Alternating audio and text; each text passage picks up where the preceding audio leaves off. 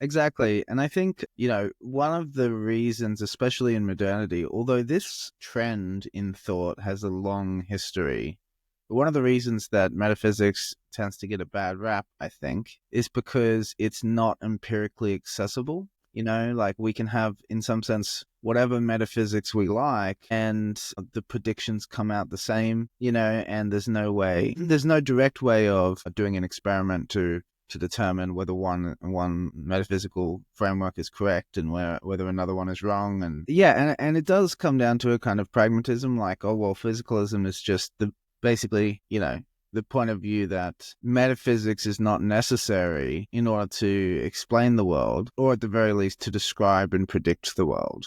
But I think there's a gap between those two modes of intellectual engagement.